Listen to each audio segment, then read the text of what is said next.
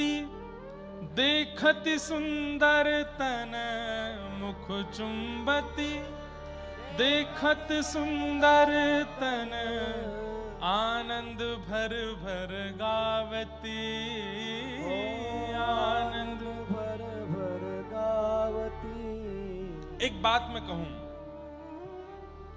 अपने ठाकुर जी से कोई भी निजी, जो आप अभी सुन रहे हैं यशोदा मैया जी की स्थिति, जगत के सामने ऐसा कभी नहीं करना। एकांत में आपके लाल जी आपके हैं, वहां आप कुछ करो भी तो कुछ किसी को दिख नहीं रहा है, पर अगर एक व्यक्ति भी आपके अलावा कोई सामने है तो अपने ठाकुर जी के साथ में ज्यादा कुछ लीला मत करो, लेकिन एकांत में आप ठाकुर जी के साथ हो।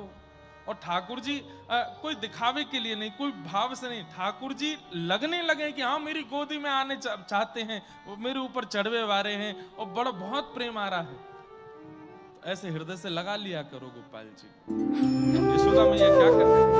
मुख चुंबती, देखत सुंदर तन मुख चुंबती, आनंद भर भर गावती, आनंद भर भर गावती। कभी इस कंधे पर, कभी इस कंधे पर, कभी इस गोद में, कभी इस गोद में लाला को बदल बदल करके सुख दे रही है यशोदा मैया। और मंगला में सबको केवल नवनीत प्रियालाल दिख रहे हैं और श्री नंददास जी को यह दृश्य दिख रहा है। कबहू पलना मेल झुलावत, कबहू पलना मेल झुलावत, कबहू स्तन पान करावती, कबहू स्तन पान करावत। कभी कभी यशोदा मैया पलना झुलाने लगती है, झूलते हुए पलना में ठाकुर जी उठ बैठते हैं और पलना के कोने में आकर के मैया के वक्ष का स्पर्श करते हैं, मानो मैया से कहते हैं मुझे दूध पिलाओ। तो नंददास जी देख रहे हैं, झूलते झूलते लाला को ऐसे उठा करके मैया अपना पयोधर पान कराती है और श्री ठाकुर जी प्रेम मुदित होकर के मैया का स्तन पान कर रहे हैं। नंददास प्रभु गिरिवर धर को, नंददास प्रभु गिरिवर धर, ओ नंददास प्रभु गिरिवर धर को, नंददास प्रभु गिरिवर धर हे निरख निरख सुख पावत, ओ निरख निरख सुख पावत। गोपाल लाल को मोद भरी, गोपाल लाल को मोद भरी, यशुमत हुल रावत, यशुमति गोल रावत।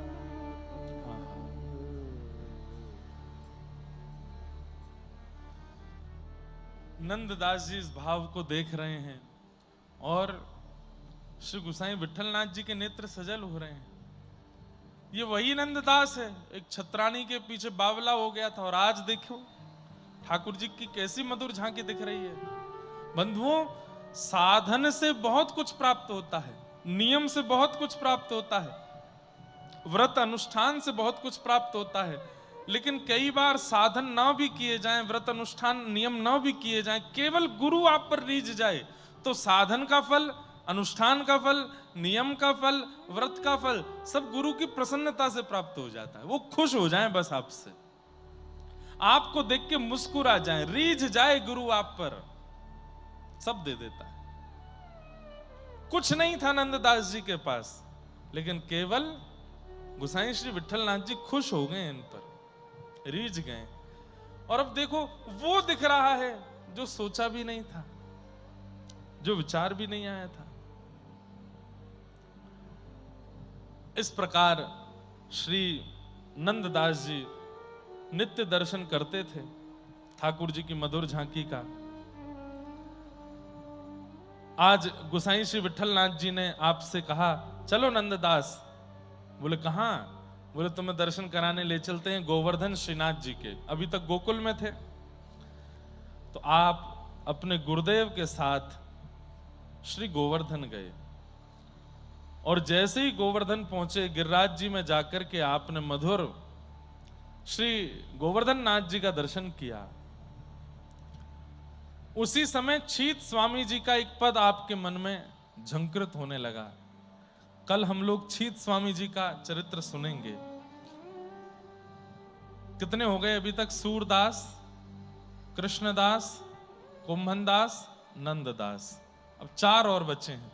तो कल से जिनका चरित्र हम सुनेंगे, श्री छीत स्वामी, छीतू पंडा उनका नाम था। उनका एक पद है बहुत सुंदर। जिस समय आप गोवर्धन पहुंचे थे उस समय गौचारण बेला हो रही थी। वो पद मुझे मिला नहीं है कि इस पद की पूर्ति की है फिर नंददास जी ने। और श्री छीत स्वामी जी का पद चल रहा है। आगे गाय पाछे गाय, आगे गाय पाछे गाय, आगे गाय पाछे गाय, आगे गाय पाछे गाय, इत गाय उत गाय, इत गाय उत गाय, गोविंद को गायन में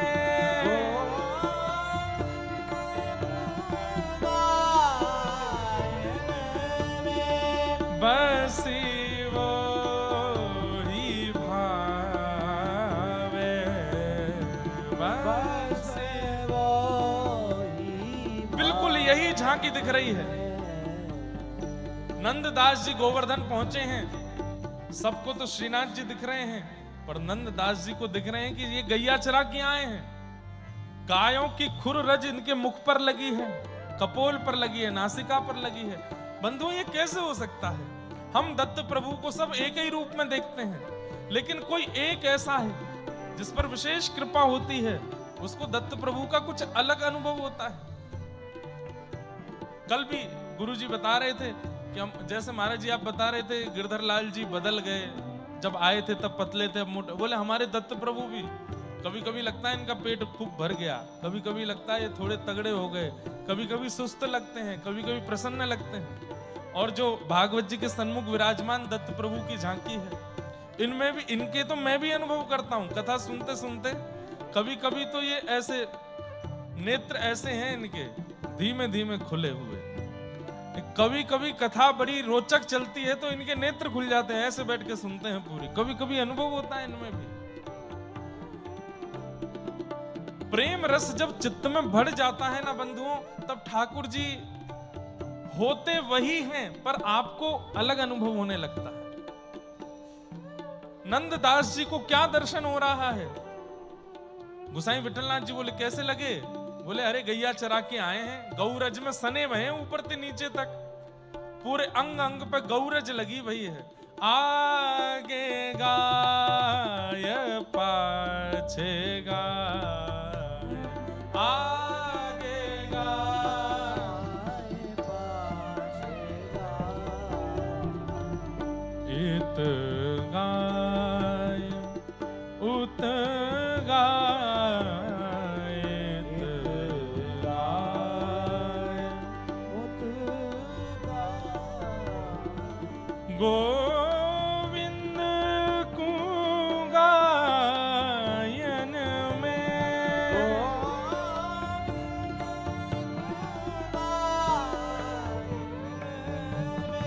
बसी वो ही भावे, बस वो ही भावे। हे गायन सो ब्रज छायो, गायन सो ब्रज वैकुंठ हु बिसरायो,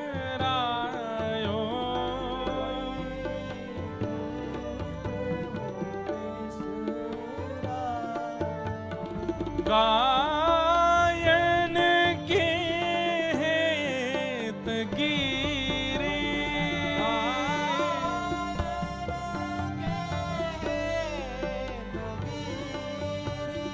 गायन के हेत गिरे,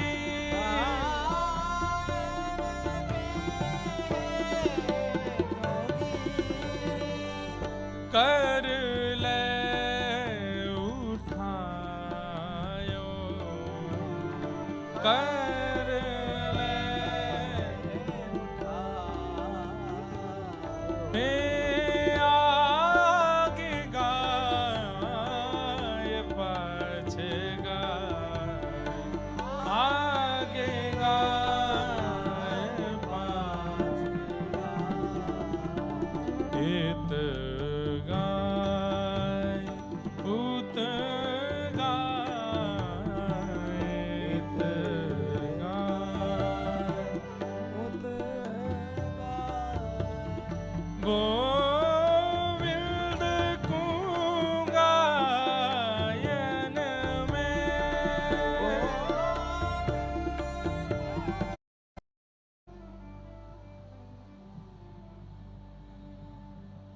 गायिका थी, उसका गायन अकबर को बहुत प्रिय लगता था।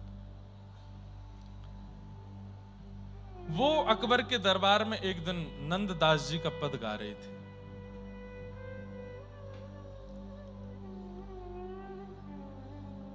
रास का पद है, अंत में सुनाऊंगा।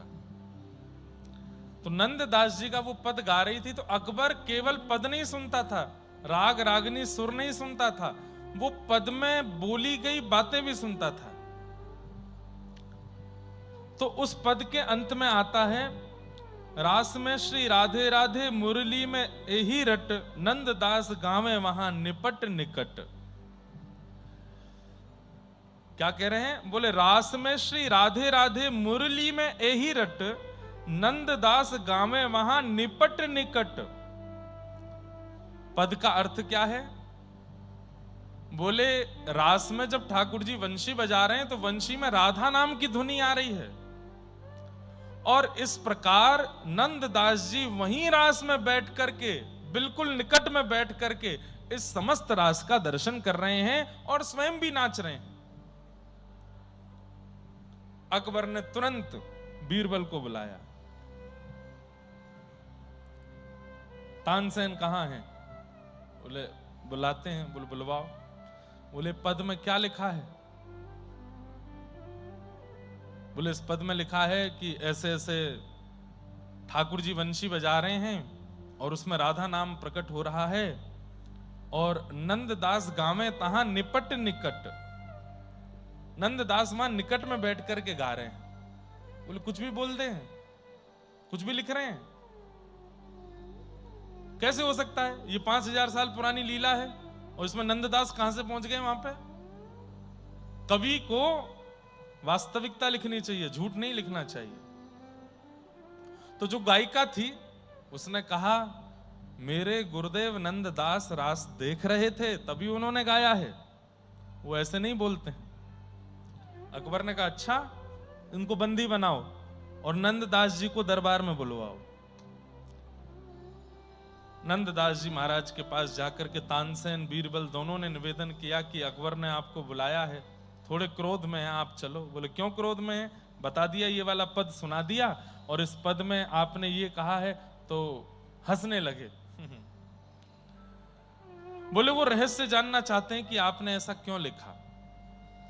आप तो अभी के हो और रास तो बहुत साल पहले हो गया था ठाकुर जी का, 5000 साल पहले द्वापर में हुआ था। आप वहां जब थे ही नहीं, तो आपने ये क्यों लिखा कि आप निपट निकट निकट बैठे हो? नंददास जी बोले गोपनीय लीला है, सबको नहीं सुनानी चाहिए। अब देखो इस कथा से क्या, ये अंत है। नंददास जी इसके बाद भगवत धाम प्रस्थान कर जाएंगे। बहुत रचनाएं हैं। नंददास जी के कई पद ऐसे हैं वो सबको समझ में आने वाले नहीं। रस के पद बहुत ज्यादा हैं, रस के, रास के, श्रृंगार के बहुत पद हैं। नंददास जी की इस कथा से क्या सीखेंगे कि आपको यदि कुछ अनुभव होता है ठाकुर जी की लीला में, किसी को बताओ मत। स्वप्न अनुभव होता है, लीला अनुभव होता है, भाव अनुभव होता है। हां, हम व्यास हैं, हमारा तो काम ही यही है कि अनुभव आपको बताना, ताकि आपके चित्त में विश्वास प्रगाढ़ हो, पर आप मत बताना। इसका हम भुगतान करते हैं। एक अनुभव बताने पर 2 महीने तक, 2.5 महीने तक कोई अनुभव नहीं होता। रस बतावे से रस घटे, ये नियम है। रस रीति का ये नियम है कि रस बताने से रस घटता है। आपके साथ दत्त प्रभु ने कुछ लीला की और आपने बता दिया, होगी नहीं फिर लीला, 6 महीने तो भूल जाओ, ठाकुर जी नहीं आएंगे। प्रचार से बहुत बचते हैं। अपने भक्त के साथ क्या कर रहे हैं इसका प्रचार भले ही बाद में हो जाए, लेकिन वो भक्त स्वयं प्रचारित करे, ठाकुर जी को अच्छा नहीं लगता। प्रेम प्रचार का विषय नहीं है, प्रेम गुप्त रखने का विषय है। अब नंददास जी से अकबर पूछना चाह रहा है कि आपने क्यों लिखा निपट निकट। नंददास जी बोले, क्यों बताऊं मैं? बीरबल तानसेन बोले कि आप चलो अकबर के पास। बोले, हम पे समय नहीं है, हमको कुछ चाहिए नहीं, हम जाएंगे भी नहीं। तब बीरबल ने कहा, आप नहीं जाओगे तो वो आ जाएंगे यहां पर, अकबर है उनका नाम। तब अंत में नंददास जी बोले, ठीक है, हम चलते हैं। नंददास जी पहुंचे और जैसे ही वहां पहुंचे हैं, अकबर ने कहा, आप क्या गाते हैं पद में, एक बार आपके मुख से सुनना है। तब नंददास जी गा रहे हैं, देखो देखो री नागर नट, निर्तत कालिंदी तट। देखो री नागर नट, निर्तत कालिंदी तट। देखो री नागर नट। ये अंतिम पद है नंददास जी का, रास का पद है, अंतिम पद है नंददास जी का। सब लोग गाइएगा, देखो देखो री नागर नट, निर्तत कालिंदी तट। देखो री नागर नट। हाँ, गोपिन के मध्य राज मुकुट लकट। हाँ, गोपिन के मध्य राजे हाँ, गोपिन के मध्य राज मुकुट की लकट। हाँ, गोपिन के हो देखो देखो री नागर नट, निर्तत कालिंदी तट। देखो री देखो देखो री नागर नट, निर्तत कालिंदी तट।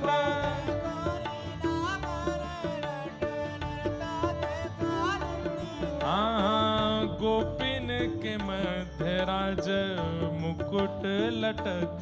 हाँ,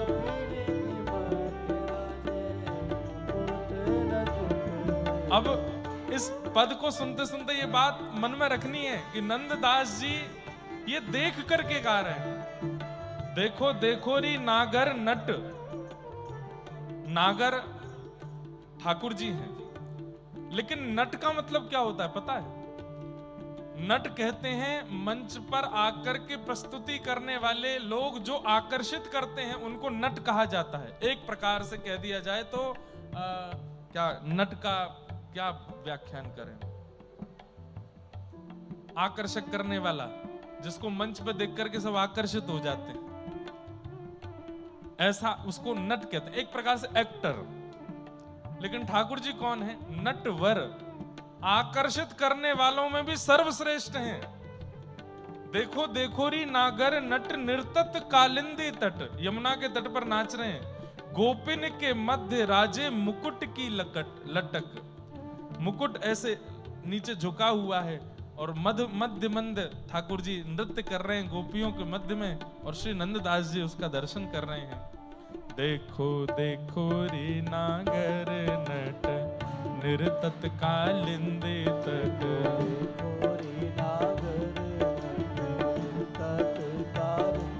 आज गोपिन के मध्य राज मुकुट लटक, आज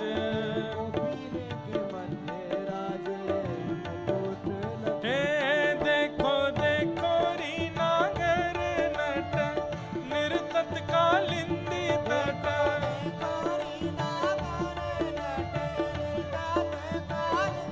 देखो देखो री नागर नट निर्तत कालिंदी तट। और नेत्र बंद करके सुनो, अनुभव करो कैसे नाच रहे हैं ठाकुर जी। एकादशी आज हितरवंश महाप्रभु का प्राकट्य दिवस है, गोदावरी जी आई हैं, इन्हीं के तट पे ही नाच रहे हैं ठाकुर जी। और कैसे लग रहे हैं? काछनी किंकिनी कटी पीतांबर की, काछनी किंकिनी कटी पीतांबर, काछनी किंकिनी कटी पीतांबर की, काछनी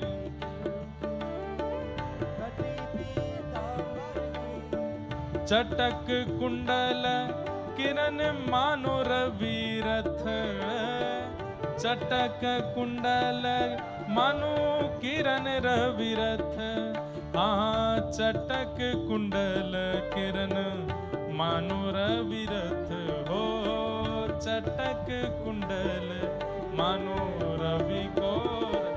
देखो देखो री नागर नट निर्तत कालिंदी तट, देखो री हाँ गोपिन के मध्य राजे मुकुट लटक, हो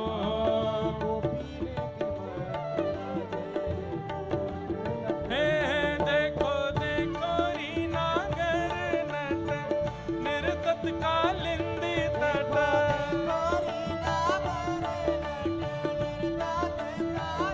क्या कह रहे हैं? काछनी किंकिनी कटी पीतांबर की चटक,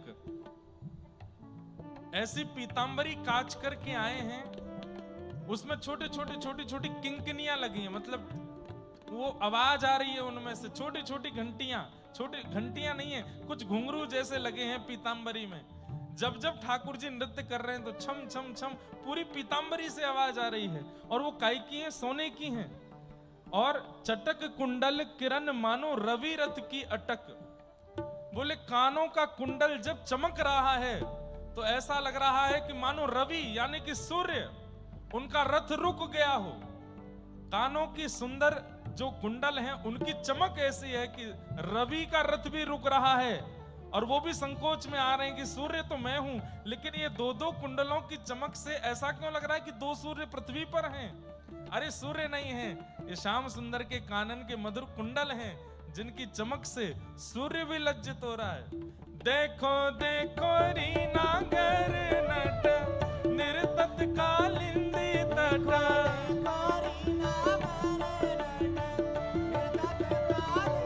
हाँ गोपिन के मध्य राज मुकुट लटक, हो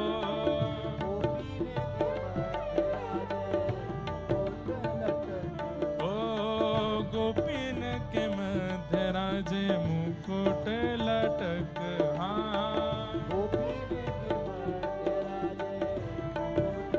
हे देखो देखो री नागर नट निर्तत कालिंदी तट,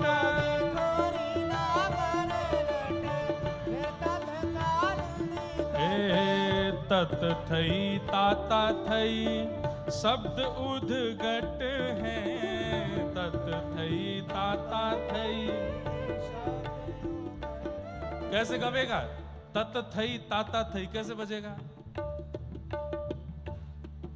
हाँ बजाओ। तत थई ताता थई, तत थई ताता थई,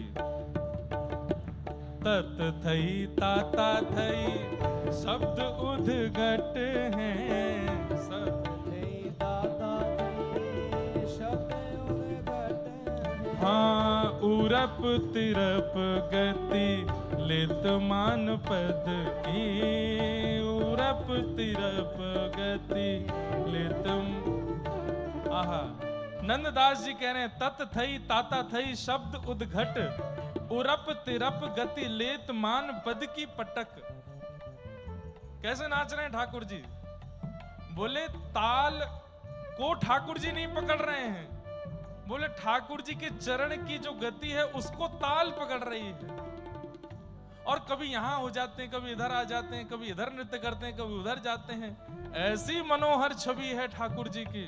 हे तत थई ताता थई, शब्द उद्घट हैं तत थई ताता थई, शब्द उद्घट हैं। हे उरप तिरप गति मान पद पटक, उरप तिरप गति। हे देखो देखो रीना घर नट, निर्तत कालिंदी तट। देखो रीना घर नट, निर्तत कालिंदी। देखो देखो रीना घर नट, निर्तत कालिंदी तट। देखो रीना घर नट, निर्तत कालिंदी। हे गोपिन के मध्य राज मुकुट लटक, ओ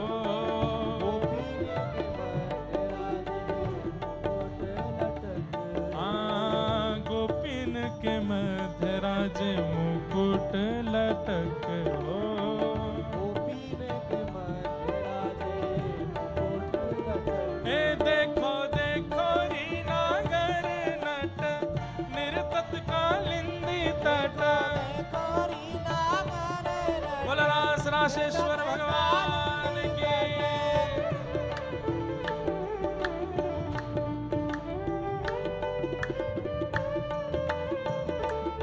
बोला रास बिहारी लाल की।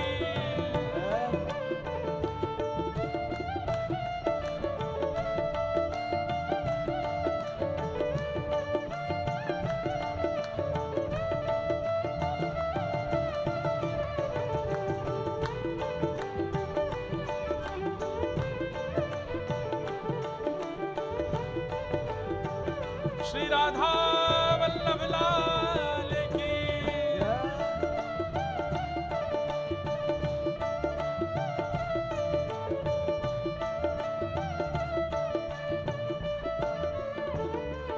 ओ रास में श्री राधे राधे, मुरली में एही रट।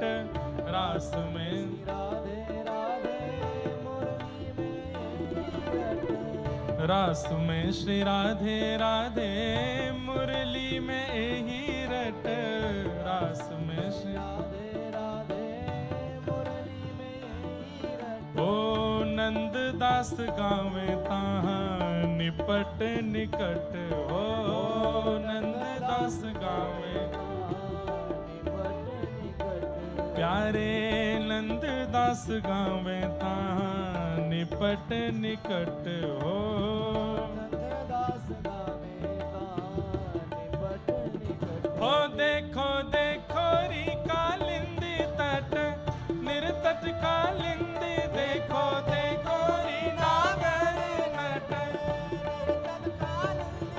देखो देखो री नागर नट, निर्तट कालिंदी तट। देखो रीना घर नट, निर्तट कालिंदी। ओ गोपिन के मध्य राज मुकुट लटक, ओ गोपीन के मध्य राधे मुकुट लटक। हाँ गोपिन के मध्य राज मुकुट की लटक, हो गोपिन के मध्य। हे देखो देखो री नागर नट, निर्तत कालिंदी तट।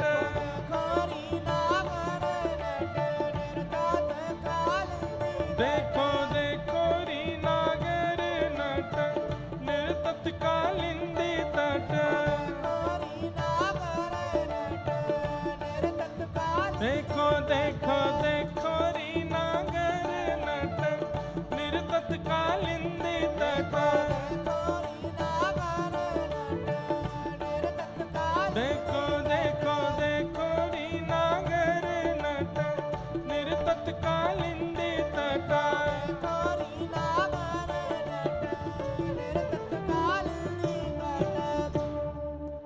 बोल रास राशेश्वर भगवान की। नंददास जी ने ये पद गाया, राजा झूम तो गया, लेकिन मैं यही तो पूछना चाह रहा हूं, आपने ये क्यों कहा नंददास गावे तहां निपट निकट?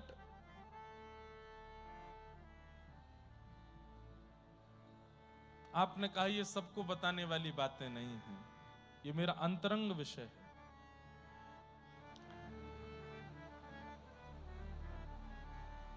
दौड़ करके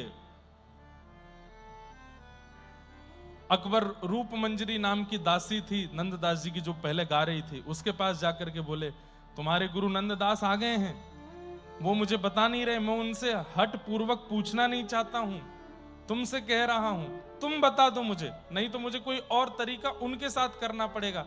अगर अपने गुरु के प्रति पूर्ण श्रद्धा रखती हो तो उन पर कोई आंच ना आवे, तुम बता दो ये ऐसा क्यों कह रहे हैं? नंददास गावे तहां निपट निकट। रूप मंजरी ने तुरंत नेत्रबंद की और वहीं पर अपनी श्वास त्याग दी, प्राण त्याग दिए वहीं पर ही। क्यों? अंतरंग भाव है। अकबर इतना योग्य नहीं कि उसको इतनी गूढ़ बात बता दी जाए। वैद्य आए, रूप मंजरी को देखा तो वो तो प्राण निकल गए, लौट करके बाहर गया, नंददास जी से जाकर के बोला तुम्हारी शिष्या रूप मंजरी, उससे मैं पूछने गया, उसके तो प्राण निकल गए। नंददास जी मुझे बहुत व्याकुलता हो रही है, मैं बहुत तड़प रहा हूं इस बात को जानने के लिए, और मुझे फिर कोई और तरीका अपनाना पड़ेगा। ये क्या कह रहे हैं आप? जब आप निकट नहीं थे तो आपने क्यों कहा कि आपने निकट से देखा है उस रास को? नंददास जी मंद मंद मुस्काए और नेत्र बंद करके अपने ठाकुर जी का स्मरण किया, और श्री नंददास जी ने भी वहीं प्राण त्याग दिए। अकबर को बताया ही नहीं कि निपट निकट कैसे पहुंचे। शोकातुर हो गया पूरा व्रजमंडल जब पता चला कि महाकवि श्री नंददास इस प्रकार राजा के सन्मुख प्राण त्याग दिए, उनका शव लाया गया। गोसाई श्री विठलनाथ जी बड़े भावुक हो गए। आज तो नवनीत प्रियालाल ठाकुर जी भी भावुक हैं, मंदिर के लाला भी भावुक हैं कि मेरे प्रिय नंददास चले गए, और मेरे सन्मुख जाना चाहिए था, कहीं और चले गए। तब सबने गोसाई श्री विठलनाथ जी से पूछा कि ऐसा क्यों हुआ, क्या बात थी? बोले अपने चित्त की बात किसी को बतानी नहीं चाहिए। ठाकुर जी से रसिक प्रीतम हित चित्त की बातें और काऊ सो मत कहिए, बस गिरधारी जी सो कहिए। नंददास जानते थे कि ये जबरदस्ती बैठा करके पूछेगा, अभी तो केवल इसका भाव पूछेगा, अन्य पदों में मैंने और भी भाव कहे, फिर सबके बारे में पूछेगा। इसको पता चल जाएगा कि मुझे ठाकुर जी का अनुभव होता है, तो फिर ये भी कहेगा मैं तुम्हारे हाथ पैरों में हथकड़ी बांध रहा हूं, मुझे भी दर्शन कराओ। बात बहुत आगे तक जाएगी। अपने चित्त की बात इसको बतानी नहीं है, इसलिए नंददास जी ने प्राण त्याग दिए। हम लोगों को देखो, हमारे साथ कुछ नहीं होता तो हम दुनिया भर की बातें बना बना के लोगों में बोल देते हैं, हमारे संग ये अनुभव हुआ, ये अनुभव हुआ, ऐसा हुआ, ऐसा हुआ। नहीं बताना है। नंददास जी के चरित्र का अंत यही बता करके जा रहा है कि ठाकुर जी की नित्य लीला का अनुभव करना चाहते हो तो उसको कभी बहुत हो जाए तो केवल गुरु से कह सकते हो और किसी से नहीं। अगर किसी पत्नी को हो रही है तो पति को भी ना बतावे, पति को होती है तो पत्नी को ना बतावे, बच्चों को होती है तो माता पिता को ना बतावे, माता पिता को तो बच्चों को नहीं बतावे, मित्र यार दोस्त किसी को नहीं बताना है। जो अनुभव होता है अपने तक रखो, प्रसन्न रहो, फूलो मत उसमें। नंददास जी बोले प्राण त्यागना मंजूर है, लेकिन अकबर को यह नहीं बताएंगे कि हमको ठाकुर जी की लीला कैसे दिखती है। और मोहन पिय की मुस्कनी ढलकनी मोर मुकुट की, सदा बसो मन मेरे, फरकनी पियरे पटकी। ये अंतिम पंक्ति गाई नंददास जी ने। मोहन पिय की मुस्कनी, ढलकनी मोर मुकुट की। चार बातें हैं इसमें। मोहन पिय की मुस्कनी, लाला की मुस्कान, और ढलकनी मोर मुकुट की। ढलकनी मतलब ढलान, गिरा हुआ मोर मुकुट ऐसे नीचे को। सदा बसो मेरे मन में, फिरकनी पियरे पटकी। अभी कैसे बताऊं? ठाकुर जी जैसे छोटी छोटी लालियों को फ्रॉक पहना देते हैं ना, ऐसे ठाकुर जी पीतांबरी, ऐसी घेरदार पीतांबरी पहनते हैं, और जब घूमते हैं तो वो घेर खुल जाता है। उसी के लिए श्री नंददास जी कहते हैं, सदा बसो मन मेरे, फिरकनी पियरे पटकी। वो पीला जो पीतांबरी ठाकुर जी फिरकनी वाला पहनते हैं, वो सदा मेरे मन में रहे।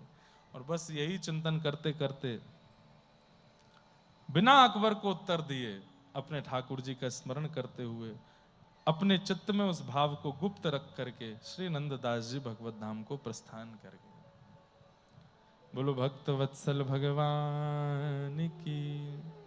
नंददास जी का चरित्र प्रारंभ भी विचित्र है और अंत भी अटपटाई है, लेकिन नंददास जी के पद बहुत प्यारे हैं, बहुत सुंदर हैं, और अधिकतर सारे पद इन्होंने प्रिया प्रियतम के नित्य विलास के ज्यादा गाए हैं।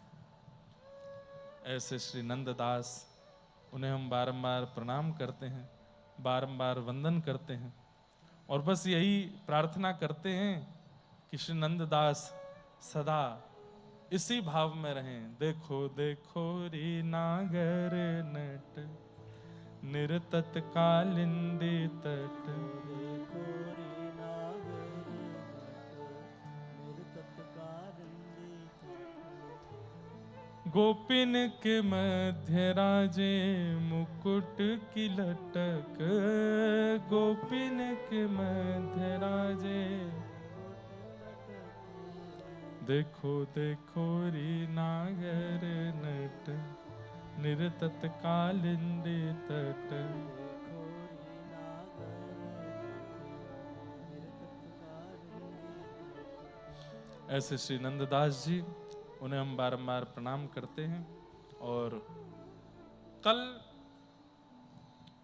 या तो श्री छीत स्वामी जी का या फिर श्री चतुर्भुज दास जी का, कुम्मन दास जी के पुत्र चतुर्भुज दास, दोनों में से किसी एक का हम लोग श्रवण करेंगे। आज हितरवंश महाप्रभु का प्राकट्य दिवस है, इसलिए महाप्रभु जी को थोड़ा हम प्रणाम कर लें, उनके प्राकट्य की थोड़ी वार्ता कह करके, और फिर कथा को विश्राम की ओर ले चलेंगे।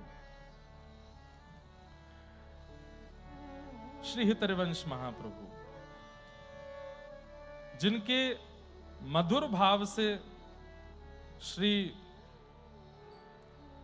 राधा वल्लभ लाल जी वृंदावन में आकर के विराजमान हुए, ऐसे श्री हितरवंश महाप्रभु, आपका प्राकट्य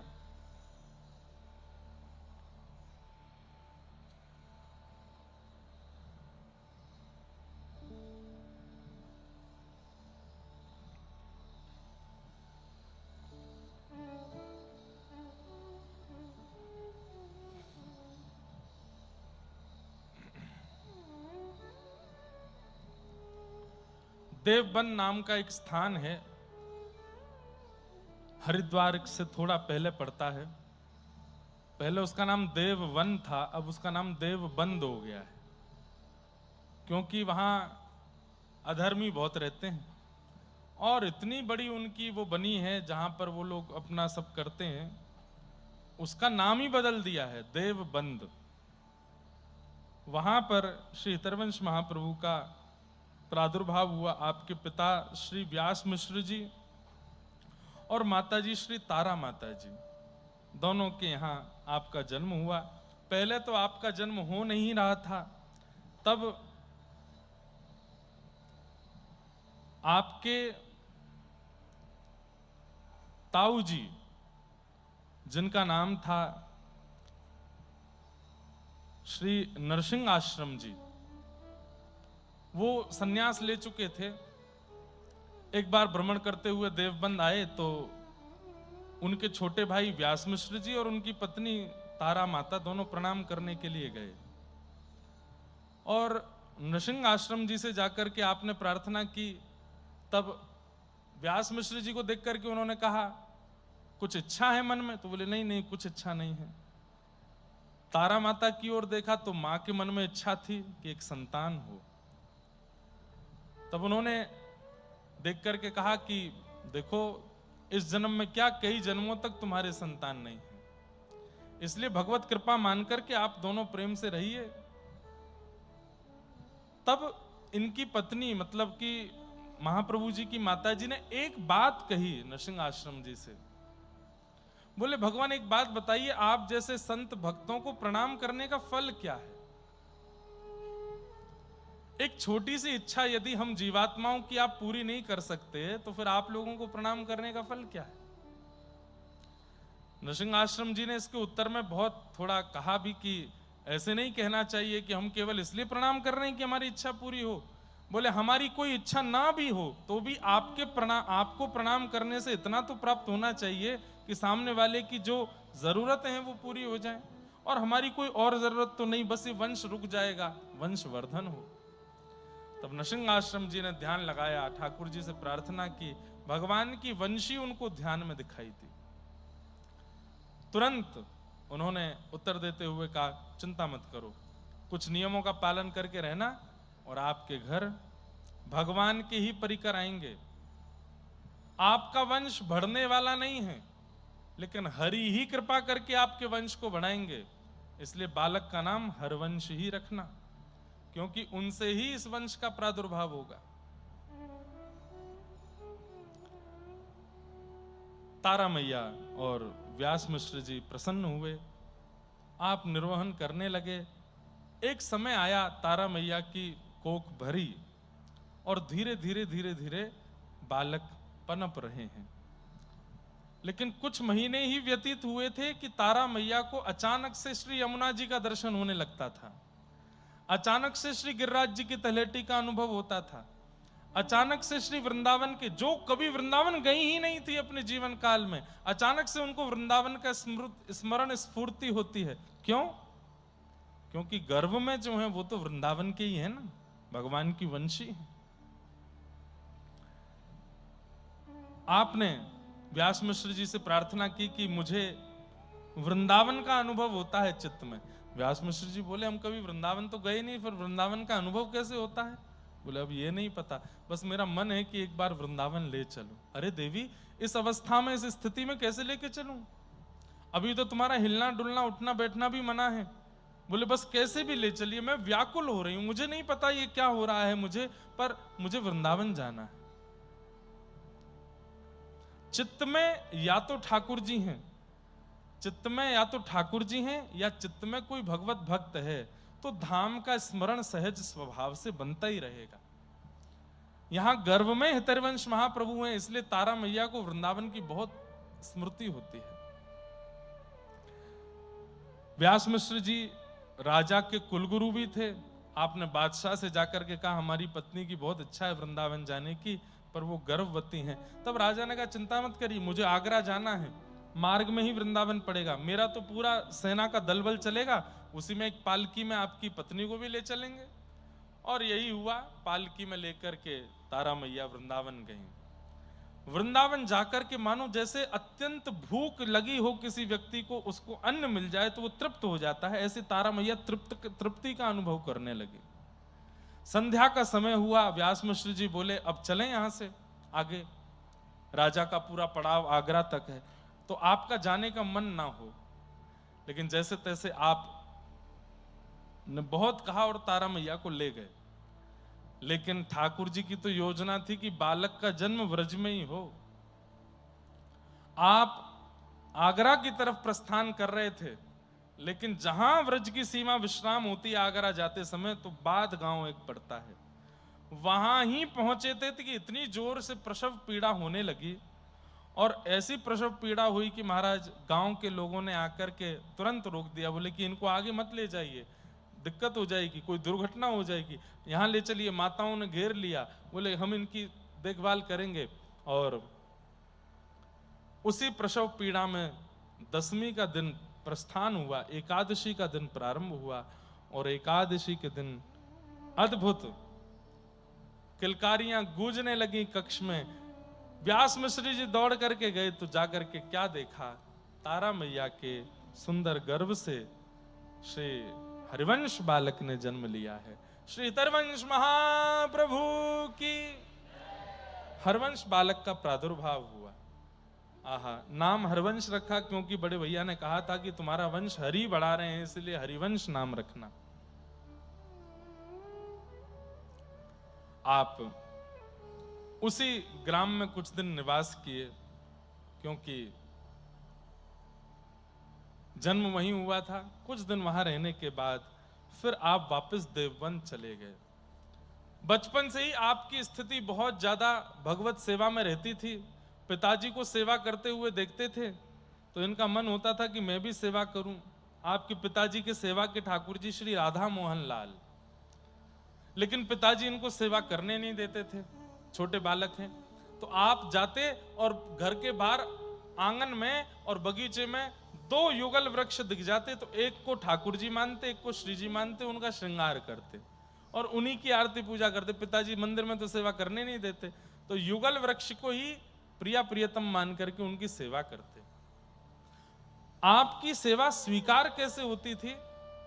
युगल का श्रृंगार करते, श्रृंगार के बाद भोग लाते। तो भोग कैसे लाते? वन में जाकर के फलों का ही भोग ले आते और ला करके दोनों युगल वृक्षों के सामने धर देते। इनके पिताजी खिड़की में से देखते, हंसते रहते थे, अच्छा है, वृक्षों से ऐसे क्रीड़ा करते, बड़ा हो जाएगा तब ठाकुर जी की सेवा देंगे। आपने राजभोग पधराया ठाकुर जी को, और जैसे ही आपके पिताजी बाहर गए, लौट करके वापस जैसे ही आए, जैसे ही आकर के राजभोग देखा तो पूड़ी कचौड़ी हलवा आदि सब था, लेकिन अब लौट करके आए तो वहां फल ही रखे थे। हरवंश बालक जो बाहर युगल वृक्षों को भोग लगाते, भीतर के ठाकुर जी की थाल में भी वही भोग उत्पन्न हो जाता, प्रकट हो जाता। ऐसी आपकी भजन की रीति। गांव के बालकों को पकड़ लेते, गोरा बालक दिखता उसको श्री जी बना देते, सांवला बालक दिखता उसको ठाकुर जी बना देते। उनको प्रिया प्रियतम बना करके स्वयं खूब आनंद से उनका श्रृंगार करते, नृत्य करते।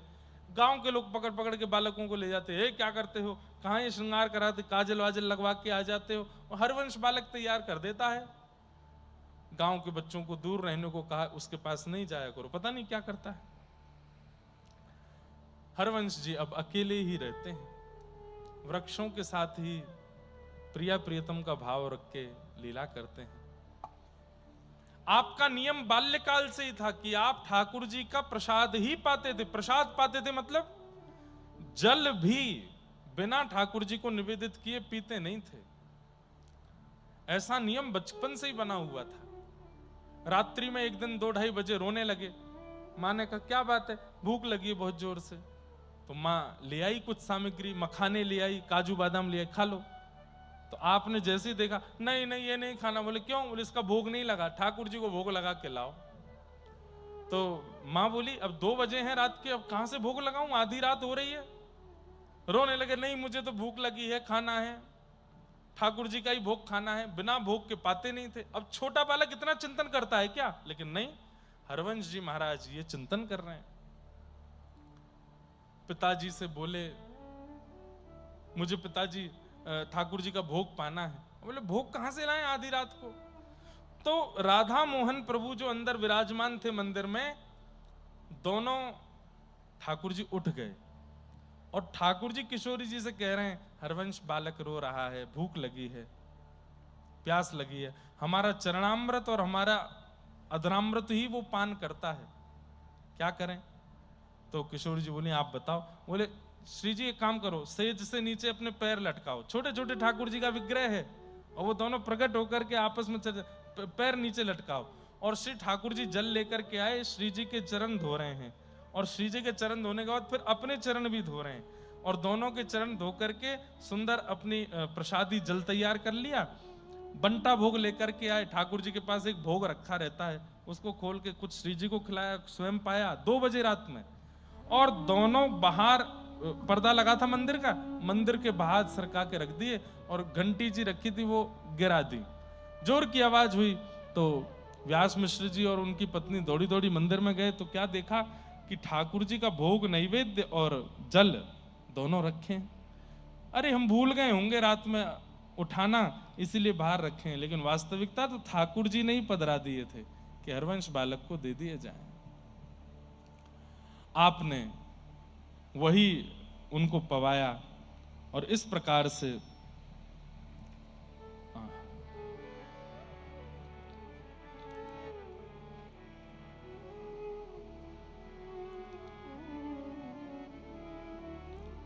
इस प्रकार आपका भाव चलता रहा। ठाकुर जी के प्रति इतनी प्रीति, इतना भाव रखते थे, किसी और लीला सुख में आपका मन नहीं लगता था। तब सब लोगों ने मिलकर के कहा कि इनका विवाह करा दो। और एक समय आने पर आपका विवाह हुआ और रुक्मणी बाई नाम की आपकी पत्नी थी जिनसे विवाह हुआ। ब्याह के बाद अब और अद्भुत कि आप भी प्रेम भक्त थे भगवान के और आपकी गृहिणी भी प्रेमी भक्त हो गई ठाकुर जी की। दोनों मिलकर के ठाकुर जी की मधुर सेवा करने लगे। तब एक दिन ठाकुर जी ने स्वप्न आदेश करके कहा कि पास के कुएं में हम विराजमान हैं, जाकर के ले आओ। आप जाकर के वहां से लेकर के आए और श्री नवरंगी लाल जी आपको प्राप्त हुए। उनकी सेवा सुंदर प्रेम ढंग से आपने विराजमान की। आपके 4 संतान हुई, श्री वनचंद्र जी, कृष्णचंद्र जी, गोपीनाथ जी और साहेब दे। एक पुत्री हुई। कुछ समय बाद किशोरी जी ने आपको मंत्र प्रदान किया और मंत्र प्रदान करके दीक्षा भी आपकी बाल्यकाल में ही हो गई थी। एक दिन किशोरी जी ने दर्शन देकर के आज्ञा दी कि अब आप वन को चलो, वृंदावन को चलो। तब आप अपनी पत्नी और परिवार से आज्ञा लेकर के वृंदावन को चले। रात्रि में एक गांव पड़ा जिसका नाम था चित्थावल। वहां जब पहुंचे तो वहां श्री जी ने पुनः स्वप्नादेश किया कि जिस गांव में आप रुके हैं यहां पर हमारा एक स्वरूप विराजमान है, उस स्वरूप को यहां से लेकर के वृंदावन जाओ। आपने कहा कहां है? बोले आत्मदेव नाम के ब्राह्मण हैं, उनके यहां पर श्री राधा वल्लभ लाल जी विराजमान है। ये आत्मदेव ब्राह्मण ने शिव जी की बड़ी तपस्या की थी और शंकर जी ने प्रसन्न होकर के कहा क्या चाहिए? तो कहा आपके हृदय के जो सबसे प्रिय वस्तु है वो मुझे दे दो। तब शंकर जी बड़े व्याकुल हो गए, बोले मेरे हृदय के सबसे प्रिय तो मेरे घर के ठाकुर जी हैं। बोले आपके घर के ठाकुर जी कौन? बोले श्वेत द्वीप में विराजमान श्री राधा वल्लभ लाल। और श्री महादेव ने वही ठाकुर जी ला करके उनको प्रदान किए थे। ठाकुर जी की इच्छा हुई कि अब आप हमको लेके वृंदावन में विराजो। आत्मदेव ब्राह्मण से कह देना उनकी 2 पुत्री हैं, उनसे आप विवाह करो और विवाह करके ठाकुर जी को लेकर के दहेज में वृंदावन जाओ। आपने जाकर के यही बात आत्मदेव ब्राह्मण से कही। आत्मदेव को भी भगवान ने स्वप्न आदेश कर दिया था कि हरिवंश महाप्रभु आएंगे, उनको हमें दे देना। और तुमको बड़ी चिंता रहती है अपनी पुत्री के विवाह की, दोनों पुत्रियों का विवाह उनसे कर देना। कृष्ण दासी और मनोहारी दासी दोनों का विवाह हरिवंश महाप्रभु से हुआ। अब देखो ठाकुर जी कैसी लीला करते हैं। पहले इनका विवाह रुक्मणी बाई जी से हो चुका था, 4 संतान भी हो गई, सब छोड़ करके वृंदावन जा रहे थे। बीच रास्ते में ठाकुर जी फिर से प्रकट होकर के आज्ञा दिए 2 विवाह करो। जय जय। बोले आप ही कह रहे हैं जोई जोई प्यारो करे सोई मोए भावे, और प्यारे प्यारो करे जोई सोई सोई प्यारो करे जोई मोई भावे। तो आप जब ये बात कह रहे हैं कि जो जो मैं करता हूं सब आपको भाता है तो मैं कर रहा हूं, पुनः विवाह करो। 1 नहीं 2 विवाह करो। और दोनों से विवाह करके दहेज में आत्मदेव जी बोले क्या चाहिए? बोले कुछ नहीं चाहिए। तो आत्मदेव जी बड़े प्रसन्न हो गए, उन पर इतना धन था भी नहीं, वो इसी चिंता में थे मेरी बेटी का ब्याह कैसे हो। बोले लेकिन देना है तो एक वस्तु दे दीजिए। बोले क्या? ये ठाकुर जी हमको दे दो। तो आपने राधा वल्लभ लाल जी को उनको प्रदान किया। लेकर के आप वृंदावन पधारे। वृंदावन में जैसे ही आए तो आपने सोचा कहां लेकर के जाएं। तो वृंदावन भ्रमण करके आपने ऊंची ठौर मदन टेर आज भी स्थान है। गत वर्ष वहां दिसंबर में एक दिन का हरिवंश चरित्र कहा था। चरित्र बहुत विस्तृत और बड़ा है। केवल आज महाप्रभु जी का प्राकट्य है, इसलिए मैं सूक्ष्म में कह रहा हूं और समय भी हो गया है। तो महाप्रभु जी ऊंची ठौर जैसी देखी, तभी सोच लिया, मन में विचार कर लिया कि यहीं श्री राधा वल्लभ लाल जी विराजेंगे। आतुर हित हरिवंश पुकारो, श्री राधा राधा नाम। आतुर हित हरिवंश पुकारो, राधा राधा नाम। हे आतुर हित हरिवंश पुकारो, राधा राधा नाम। आतुर हित हरिवंश पुकारो, राधा राधा नाम। हे सघन कुंज